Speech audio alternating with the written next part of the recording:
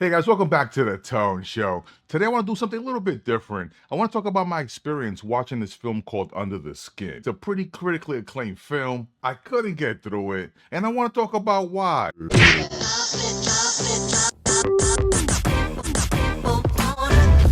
Under the Skin is a 2013 sci-fi thriller directed by Jonathan Glazer.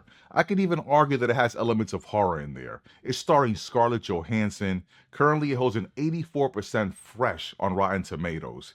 This movie is praised for its visuals, its storytelling, and Scarlett Johansson's performance for one. Now, these are all reasons why I wanted to watch this film. It has great critical scores, and I was like, this is something that I probably want to see and see what the hype is about. Now, of course, to get into this movie, there's going to be very, very slight spoilers, but I don't even think they're big spoilers because if you watch the trailer, you get this from the trailer basically. You have Scarlett Johansson, she's playing an alien who's driving around Scotland trying to pick up men. She's trying to draw them back into their lair.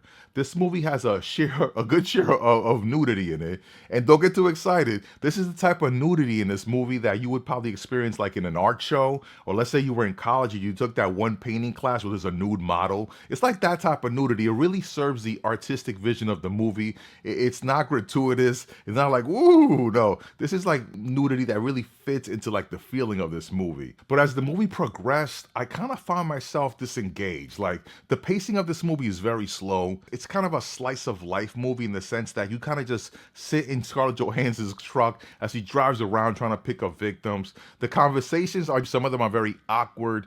This film feels like a film, and I know that's weird to say, but I feel like there's a difference between movies that started before the 2000s, like 1990s movies, 1980s movies, 1970s movies.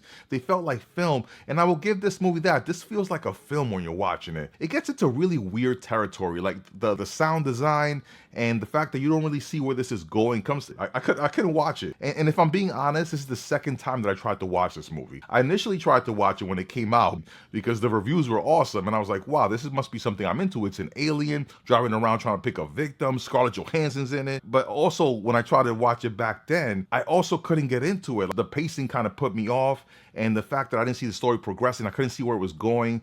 I turned it off, and I said, you know what? Maybe I need to be more rested to watch this. And the same thing happened this year when I tried to watch it. It doesn't take anything away from the film. I think people have this thinking, especially in the film community or the YouTube film community, that if you don't want to finish a film or you stop a film, that the movie's trash. I think director Jonathan Glazer nailed it. This is what he was going for. This feels like a very indie, very like alien movie. In a sense, it kind of does feel alien, and I don't think everyone's going to enjoy it. This movie's art, and I think Scarlett Johansson in this movie, her performance is artful. Like I feel like she nailed it as well. What they were going for, they got. But this is the art that's presented, and I think as a viewer, art is subjective, and subjectively, I didn't enjoy it. But that doesn't mean it's a bad film. I think this movie has a lot of artistic value, artistic merit, and I will give it that. The visuals are interesting. The sound design is interesting. It is very alien and creepy, and it's off-putting to me. And maybe that's what they were going for. We're at the tail end of what I would say right now of a highbrow horror era, and it includes films like Midsummer, Suspiria,